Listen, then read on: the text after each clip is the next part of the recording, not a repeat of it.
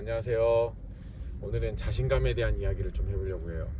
어제 그 학부모님과 막 상담을 하다가 아이가 너무 자신감이 없다, 그리고 자존감도 좀 낮다, 그래서 좀 걱정이다, 이런 얘기를 하셔가지고 마침 그래서 좀 막 이렇게 설명을 좀 해드렸는데, 여러분, 자신감은 그냥 생기는 게 아니에요. 우리가 야, 자신감을 가져, 화이팅해. 화이팅도 사실 자신감이 있어야 화이팅이 되는 거지, 그냥 화이팅이 되지 않죠. 네. 그래서 사실 자신감이라는 게 생각보다 그렇게 쉽게 생기는 게 아니거든요. 그래서 어머님한테도 그런 말씀을 드렸는데, 자신감은 되게 오래도록 쌓여진 자기에 대한 신뢰가 밑바탕이 되어서 생기는 감정이기 때문에 자신감을 만들어내는 거는 사실 생각보다 진짜 어렵다. 그런데 많은 전문가분들이 하는 이야기가 뭐냐면, 자신감의 하부에 자신감을 만들 수 있는 여러 가지의 그런 또 감정들이 있는데, 뭐 자기 안정감, 뭐 자기 효능감, 뭐 이런 것들이 있어요. 근데 저는 다 차치해 놓고 자기 효능감이 진짜 압도적으로 자신감을 키우는데 가장 강력한 무기라고 생각을 하거든요. 근데 자신감하고 자기 효능감하고 되게 달라요. 완전히 다르거든요. 그런데 많은 분들이 좀 비슷하게 퉁쳐서 생각하시는 그런 경향이 좀 있는 것 같아요. 자신감은 그냥 자기를 믿는 믿음이잖아요. 네, 난 좀 할 수 있어, 나는 잘 할 수 있어, 이런 자기 믿음에 대한 전반적인 신뢰인데, 자기 효능감이라는 거는 자기에게 주어진 어떤 미션이나 어떤 일에 대한 문제 해결에 뭐라 그럴까, 문제 해결을 할 수 있는 그런 가장 강력한 믿음과 신뢰거든요.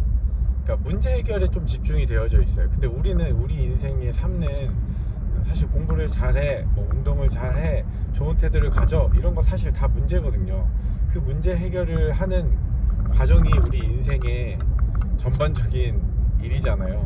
근데 그 문제 해결은 사실 간단하게 해결되지 않아요. 대부분의 문제 해결은 사실 되게 오랜 시간이 걸리고, 그리고 습관이라는 것, 그리고 루틴이라는 것, 그런 것들이 모두 다 잘 작용을 해서 결국에 나를 만들어가고 성과를 낼 수 있는 결과물을 만들 수 있거든요.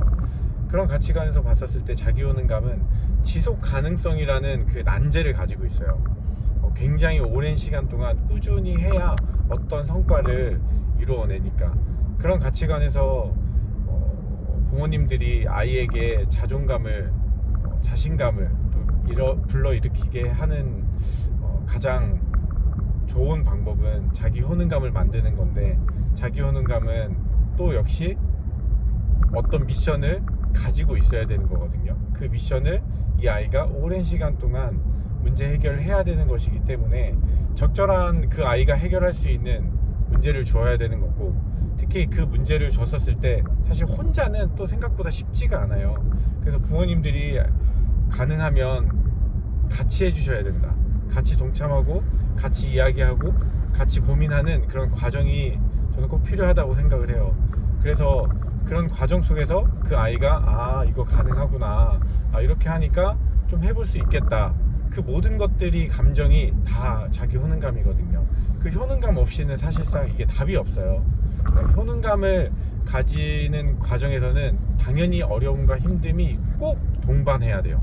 그거 없이는 효능감이 생겼다라고 하기가 어려워요. 왜냐하면 좌절과 어려움 가운데 극복했던 그 마음, 그 경험이 자기 효능감의 핵심적인 가치이기 때문에, 자기 효능감을 만들고 싶으면, 또 그로 인해서 자신감을 키우고 싶다면, 여러분께서 꼭 염두해 주셔야 될 게, 실패를 겪어야 된다, 좌절을 겪어야 된다, 그리고 끝까지 해야 된다.